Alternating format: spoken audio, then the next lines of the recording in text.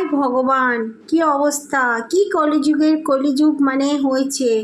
মা কালীর বুকে পা দিয়ে পুজো হচ্ছে। হ্যাঁ, একটা জায়গায় আমি দেখেছিলাম এক পণ্ডিতকে মা আদেশ দিয়াতে সে মা কালীর বুকে পা দিয়ে চিরকাল সে পুজো করে সে সে নাটক ভর দেখায় না নিজের, ঠিক আছে, সে ভর টর দেখায় না।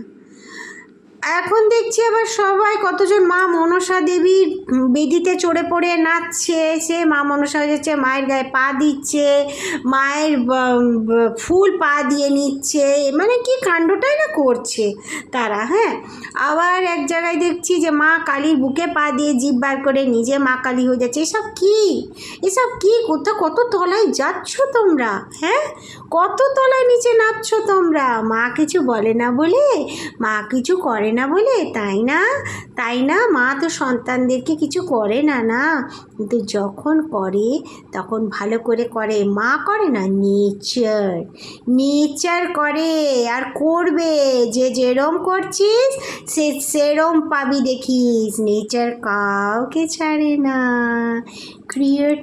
ক্রিয়েটার জানো তো, ঠাকুর হাজার করোড়টা নেই, একটাই আছে। সবাই যে 10টা মা কালীর প্রতিমা রেখে 10টা নাম দিচ্ছে, কোনো সেরম নাম নেই। আমি তো কোন জায়গায় খুঁজে দেখলাম, কোনো মা কালীর সেরম নাম হয় না। হ্যাঁ, মা রক্ষা কালী হয়, মা ভদ্রকালী হয়, মা দক্ষিণেশ্বরী কালী হয়, মা কৃষ্ণকালী হয়। এই মা কালীদের মেন নাম হয়। আর তোমরা সব ওই মাদেরকে 10টা নাম দাও। মা নাকি নাম বলেছে নিজের থেকে, আবার নাকি কারুর ঘরে নাকি মায়ের নুপুরের আওয়াজ হয়। সব ফাউ আর ফাউগুলো ফাউপোনা, আর কিচ্ছু না। মায়ের দায়ী পড়েছে এসব করতে।